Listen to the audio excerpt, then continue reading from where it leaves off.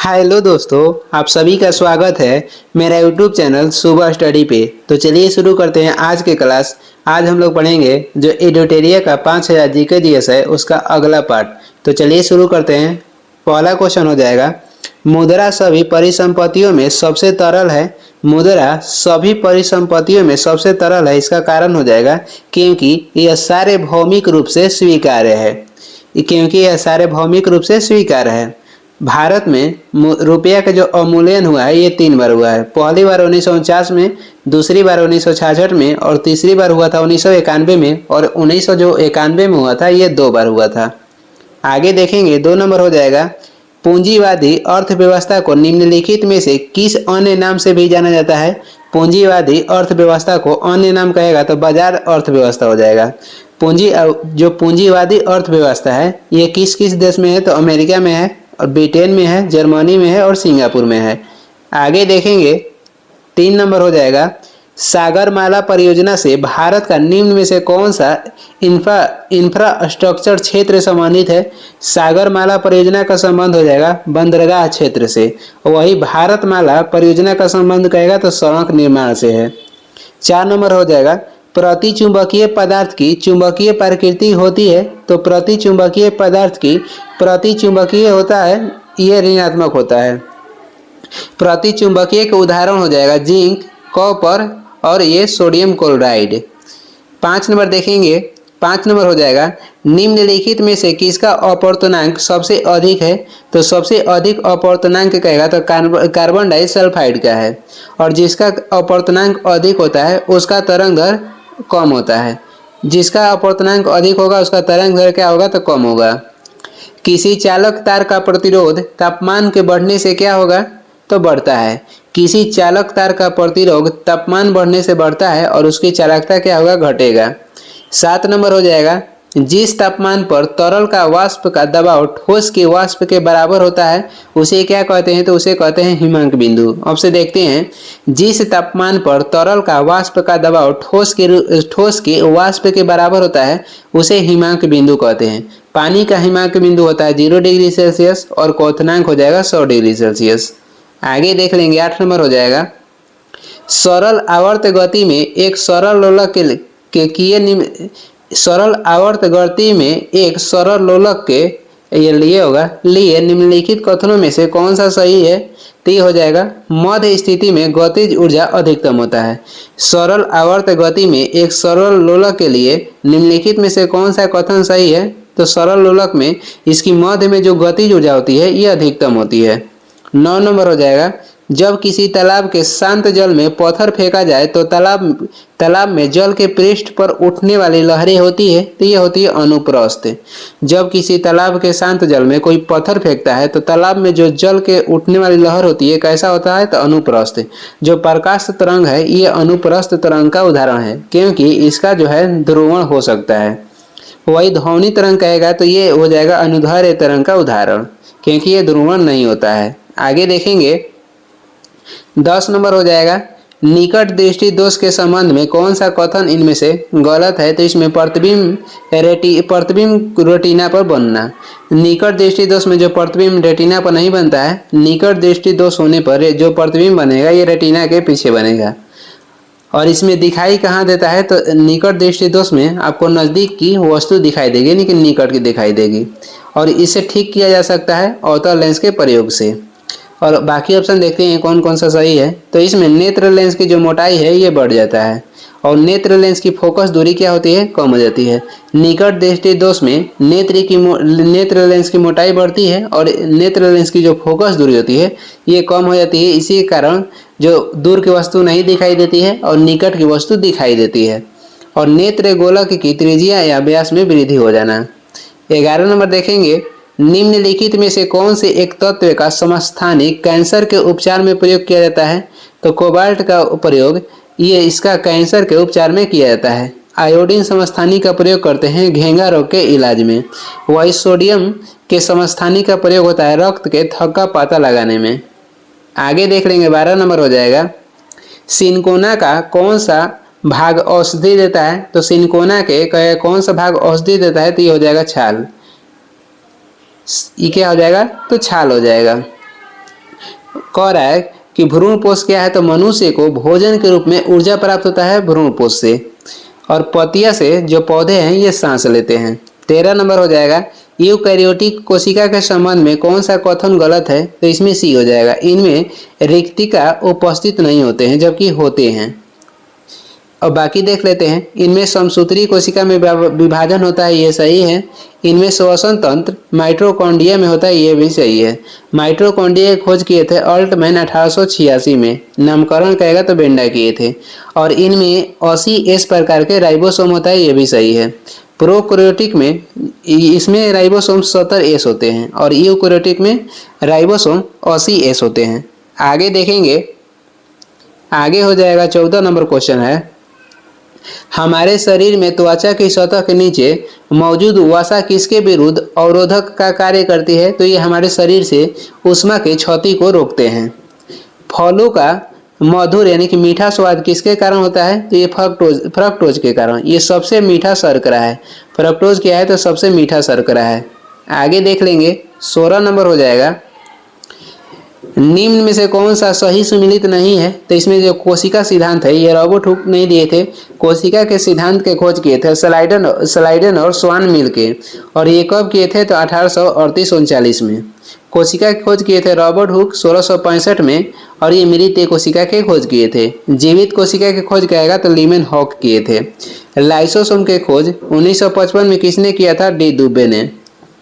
Insulin के खोज किए थे बेंटिंग वेस्ट 1921 में। रक्त परिसंचरण की खोज किए थे विलियम हार्वे 1628 में। 17 नंबर हो जाएगा, किसी तत्व के परमाणु संख्या 17 है और द्रव्यमान संख्या 36 है, तो उसके न्यूक्लियस में न्यूट्रॉनों की संख्या कितनी होगी, तो उसके न्यूक्लियस में न्यूट्रॉन की संख्या हो जाएगा 19। 19 किस तत्व का परमाणु क्रमांक है, तो पोटेशियम का। और 53 परमाणु क्रमांक हो जाएगा आयोडीन का। क्लोरीन के परमाणु क्रमांक 17 होता है और क्रिप्टन के परमाणु क्रमांक होता है 36। आगे देखेंगे, 18 नंबर है, विद्युत चालन करने वाले अधिकांश द्रव्य अम्ल और क्षारकों और लवण के विलयन होते हैं। कह रहा है कि विद्युत चालन करने वाले अधिकांश द्रव्य अम्ल क्षारक और लवण के विलयन होते हैं, इसमें हो जाएगा बी। कॉपर के शत्रु कौन होता है, तो कॉपर यानी कि तांबा के शत्रु होता है गंधक। और पृथ्वी पर सर्वाधिक उपलब्ध धातु कहेगा तो एल्यूमिनियम हो जाएगा। आगे देख लेंगे, 19 नंबर क्वेश्चन है, जिस संविधान सभा द्वारा भारत के संविधान का अधिनियमन किया गया उसके सदस्य कौन थे, तो उसके सदस्य विभिन्न प्रांतों के विधान सभाओं द्वारा निर्वाचित सदस्य थे। संविधान सभा के अंगीकृत कब किया गया था, 26 नवंबर 1949 को, और संविधान सभा लागू हुआ था 26 जनवरी 1950 को। 20 नंबर हो जाएगा, निम्नलिखित में से कौन सा रीट निजी स्वतंत्रता का एक आधार है, तो ये हो जाएगा बंदी प्रत्यक्षीकरण। बंदी प्रत्यक्षीकरण जो 5 प्रकार के सर्वोच्च न्यायालय रीट जारी करता है वो करता है अनुच्छेद 32 के तहत, और उच्च न्यायालय जो 5 प्रकार के रीट जारी करता है वो हो जाएगा अनुच्छेद 226 के तहत। दोनों यानी सर्वोच्च न्यायालय और उच्च न्यायालय दोनों 5 प्रकार के रीट जारी करते हैं। परमादेश का अर्थ होता है हम आदेश देते हैं। आगे देख लेते हैं, 21 नंबर हो जाएगा, वह व्यक्ति कौन है जो राज्यसभा का सदस्य होते हुए राज्यसभा तथा लोकसभा दोनों में बोल सकता है, तो ये हो जाएंगे वे मंत्री जो राज्यसभा के सदस्य हो। राज्यसभा के सदस्य राज्यसभा तथा लोकसभा दोनों में बोल सकता है। 22 नंबर देखेंगे, भारतीय संविधान के किस संशोधन अधिनियम के तहत उच्च न्यायालय के न्यायाधीश की सेवानिवृत्ति की जो आयु थी 60 वर्ष से बढ़ाकर 62 वर्ष कर दी गई थी, तो ये था 15वां संविधान संशोधन जो कि हुआ था 1963 में।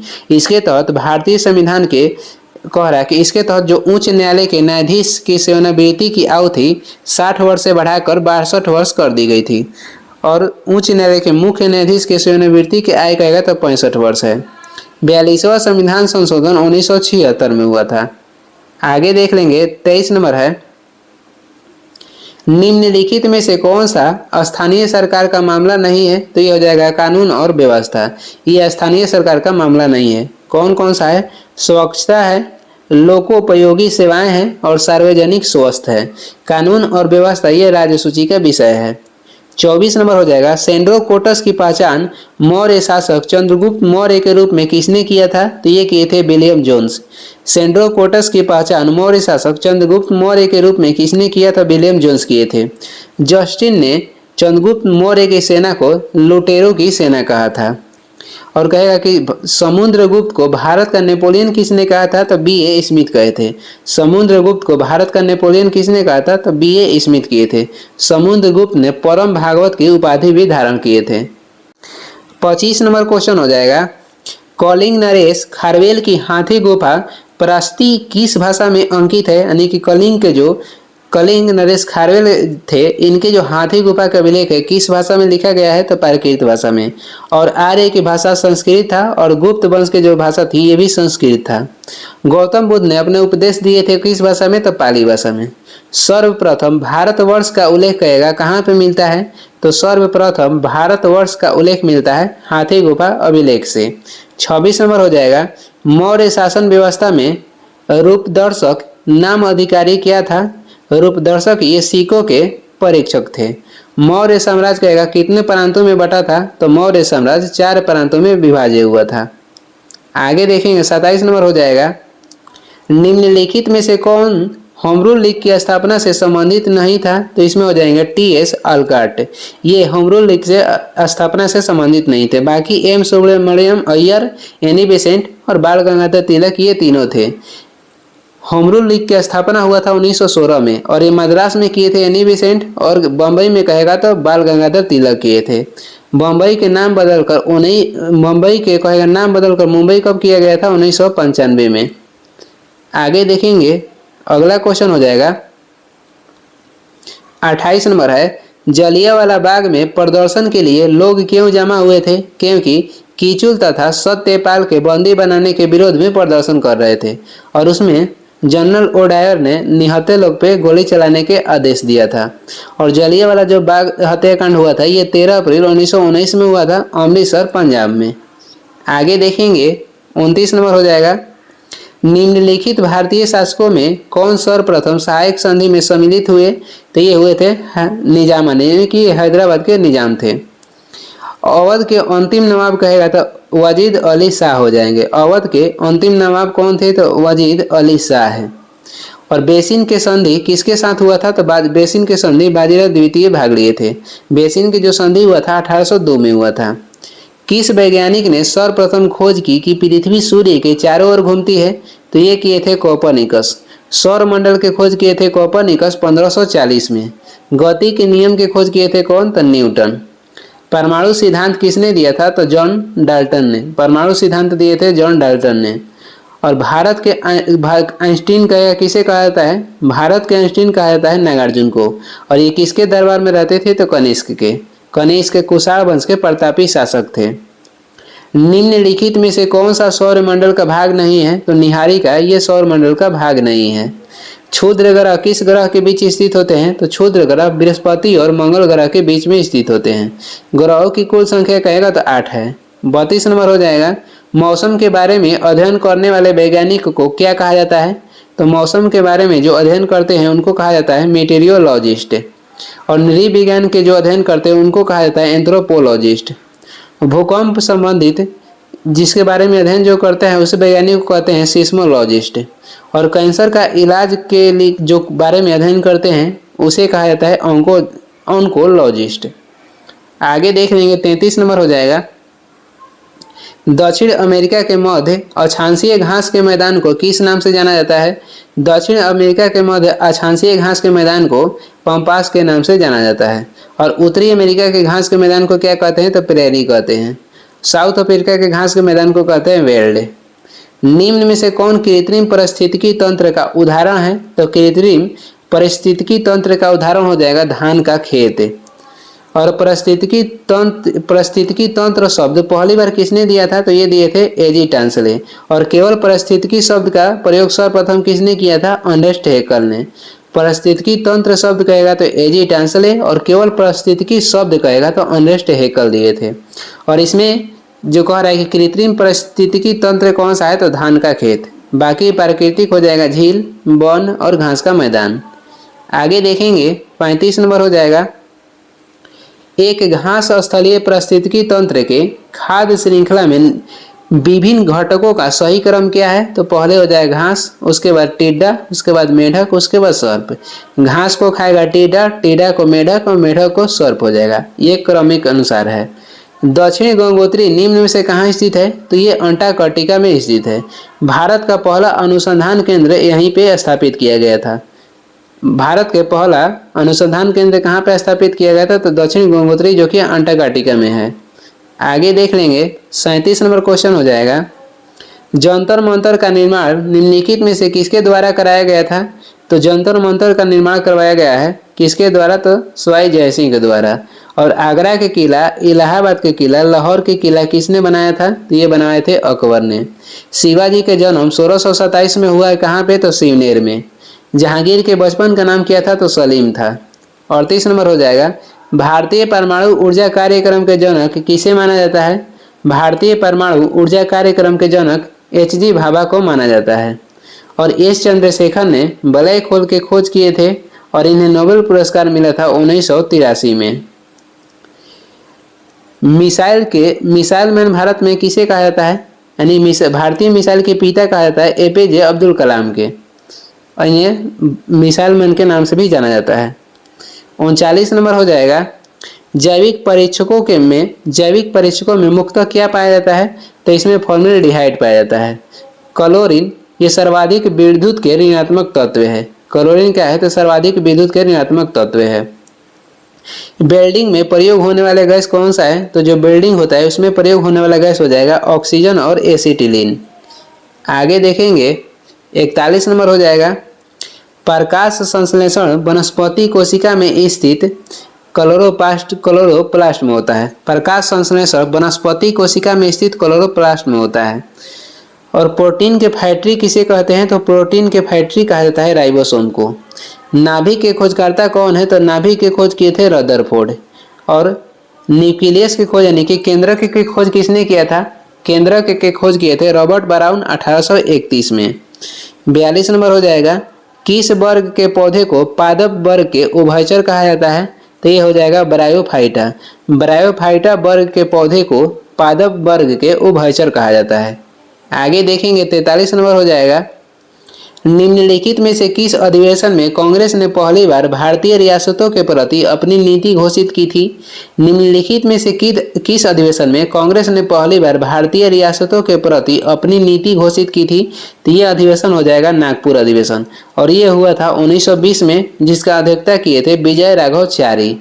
लखनऊ अधिवेशन, इसमें गरम दल एवं नरम दल का मिलन हुआ था और ये हुआ था 1916 में। इसका अध्यक्षता किए थे अंबिका चरण मजूमदार। और कांग्रेस का गया अधिवेशन हुआ था 1922 में और इसका अध्यक्षता किए थे चित्तरंजन दास। और ये कांग्रेस का अधिवेशन दूसरा था जो कि बिहार में हुआ था। पहला हुआ था बांकीपुर जो कि पटना के करीब 1912 में, और इसका अध्यक्षता किए थे RN माधोलकर। ये बिहार में होने वाला कांग्रेस का पहला अधिवेशन था जो कि 1912 में बांकीपुर पटना के करीब हुआ था। अध्यक्षता किए थे RN माधोलकर। दूसरा था गया अधिवेशन 1922। 44 नंबर हो जाएगा, अशोक ने किस अभिलेख में दक्षिण भारतीय राज्यों का उल्लेख किया है? तो ये हो जाएगा द्वितीय मुख्य शिलालेख में। अशोक के शिलालेख की संख्या कहेगा तो 14 हो जाएगा और स्तंभ लेख की संख्या 7 है। आगे देखेंगे। 45 नंबर हो जाएगा, गृह कर लगाने वाले दिल्ली का प्रथम सुल्तान कौन था? गृह कर लगाने वाला दिल्ली का प्रथम सुल्तान हो जाएगा अलाउद्दीन खिलजी, और इसके शासनकाल में सर्वाधिक कर था यानी कि उपज के 1/2 कर था, यानी कि आधा भाग। फिरोज शाह तुगलक ये ब्राह्मण पर कर लगाने वाला पहला शासक था। मोहम्मद बिन तुगलक ये सांकेतिक मुद्रा चलाए थे। और बलबन ने रक्त एवं लौ की नीति अपनाया था। अपने दुश्मनों के प्रति बलबन ने रक्त एवं लौ की नीति अपनाया था। 46 नंबर हो जाएगा, भारत में प्रथम मकबरा जो शुद्ध इस्लामी शैली में निर्मित हुआ था वो कौन सा है? तो ये हो जाएगा बलबन के मकबरा। बलबन का मकबरा भारत में प्रथम मकबरा था जो कि शुद्ध इस्लामी शैली में निर्मित हुआ था। हुमायूं के मकबरा कहाँ स्थित है? तो हुमायूं के मकबरा स्थित है दिल्ली में। और कुतुबुद्दीन ऐबक के मकबरा कहेगा तो लाहौर में है। आगे देखेंगे। आगे हो जाएगा, मकड़ियों में उत्सर्जित उत्पाद होता है। तो मकड़ियों में जो उत्सर्जित उत्पाद होता है ये होता है गुआनिन। और यूरिया का उत्पादन कहाँ होता है? तो मूत्र से होता है। आगे देख लेंगे 48 नंबर क्वेश्चन हो जाएगा, लाली वन जीव अभयारण्य किस राज्य में स्थित है? अरुणाचल प्रदेश में।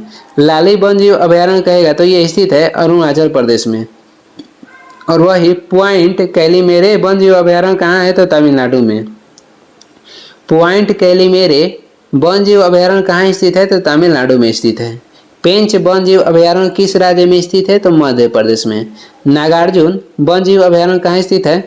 तो ये आंध्र प्रदेश में। नाइट्रोजन स्थिरीकरण करने वाला स्वतंत्र जीव बैक्टीरिया है तो ये है एजोटोबैक्टर। नाइट्रोजन स्थिरीकरण करने वाला स्वतंत्र जीवी बैक्टीरिया कौन सा है? तो एजोटोबैक्टर हो जाएगा। दक्षिण का नीरो किसी को कहा जाता है?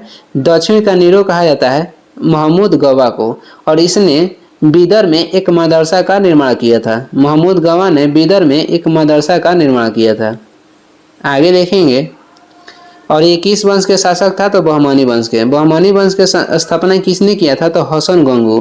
कब? तो 1347 में। कुछ महत्वपूर्ण वन लाइनियर क्वेश्चन है जो कि देख लेते हैं। जल में घुलनशील विटामिन कहेगा तो बी और सी हो जाएगा, और वसा में घुलनशील विटामिन हो जाएगा, इसको छोड़कर ए, डी, ई, के।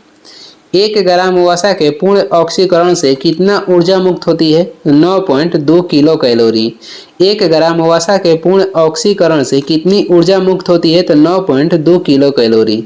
और 1 ग्राम ग्लूकोज के पूर्ण ऑक्सीकरण से कितनी ऊर्जा मुक्त होती है? 4.2 किलो कैलोरी। 1 ग्राम वसा में कहेगा तो 9.2 किलो कैलोरी, और 1 ग्राम ग्लूकोज में 4.2 किलो कैलोरी। अनॉक्सी श्वसन की संपूर्ण प्रक्रिया संपन्न होती है तो कोशिका द्रव्य में। वही ऑक्सी श्वसन की संपूर्ण क्रिया संपन्न होती है तो माइटोकॉन्ड्रिया में। अनॉक्सी श्वसन की संपूर्ण प्रक्रिया संपन्न होती है कोशिका द्रव्य में, और ऑक्सी श्वसन की संपूर्ण प्रक्रिया संपन्न होती है माइटोकॉन्ड्रिया में। मादा जनन हार्मोन के उदाहरण कौन सा है? तो एस्ट्रोजन और प्रोजेस्टेरोन। मादा जनन हार्मोन के उदाहरण हो जाएगा एस्ट्रोजन और प्रोजेस्टेरोन। नर जनन हार्मोन का उदाहरण हो जाएगा एड्रोजन और टेस्टोस्टेरोन। नर जनन हार्मोन का उदाहरण हो जाएगा एड्रोजन और टेस्टोस्टेरोन। आगे देखेंगे, आगे हो जाएगा सबसे छोटी एक कोशिकीय शैवाल कौन सा है? तो एसिटाबुलेरिया। सबसे छोटी एक कोशिकीय शैवाल हो जाएगा एसिटाबुलेरिया। सबसे बड़ी एक कोशिकीय शैवाल हो जाएगा माइक्रोसिस्टिस। माइक्रोसिस्टिस। सबसे छोटा गुणसूत्र पाया जाता है तो शैवाल में। और नील हरित शैवाल के नाम से जाना जाता है तो साइनोबैक्टीरिया को, यानी साइनोबैक्टीरिया का अन्य नाम कहेगा तो नील हरित शैवाल हो जाएगा। बर्फ पर उगने वाले शैवाल को क्या कहते हैं? क्रायोफाइटिक शैवाल। बर्फ पर जो उगने वाले शैवाल होते हैं उसे क्या कहते हैं? तो क्रायोफाइटिक शैवाल। पुष्प का नर जनन भाग कहलाता है पुमंग, और पुष्प का मदा जनन भाग क्या कहलाता है? तो जायांग। पुष्प का नर जनन अंग भाग कहलाता है पुमंग, और मदा कहेगा तो ये हो जाएगा जायांग। पौधे का जनन अंग क्या है? तो पौधे के जनन अंग हो जाएगा पुष्प। चट्टानों पर उगने वाले पौधे को क्या कहा जाता है? लिथोफाइटस कहा जाता है। बालू में उगने वाले पौधे को क्या कहा जाता है? सेमोफाइटस कहा जाता है। रेगिस्तान क्षेत्रों में उगने वाले पौधे को क्या कहते हैं? एरिमोफाइटस। और दलदल में उगने वाले पौधे को क्या कहा जाता है? हिलोफाइटस। अम्लीय मृदा में उगने वाले पौधे को क्या कहा जाता है? ऑक्जिलोफाइटस। अब उसे पढ़ देते हैं। चट्टानों पर उगने वाले पौधे को कहा जाता है लिथोफाइटस। बालू में उगने वाले पौधे को कहा जाता है सेमोफाइटस। रेगिस्तान क्षेत्र में उगने वाले पौधे को कहा जाता है एरिमोफाइटस। दलदल में उगने वाले पौधे को कहा जाता है हिलोफाइटस, और अम्लीय मृदा में उगने वाले पौधे को कहा जाता है ऑक्जिलोफाइटस। ये इस वीडियो का लास्ट क्वेश्चन है, और वीडियो को लास्ट तक देखने के लिए धन्यवाद। वीडियो पसंद आ रहा है तो लाइक कर दें, और चैनल पर नए हैं तो सब्सक्राइब भी कर दीजिए। और कुछ सुझाव या सलाह देना है तो कमेंट करके ज़रूर बताएं। इसका PDF चाहिए तो डिस्क्रिप्शन में टेलीग्राम के लिंक है, वहाँ से डाउनलोड कर लीजिए, या टेलीग्राम पे सर्च भी कर सकते हैं सुबह स्टडी। Thank you.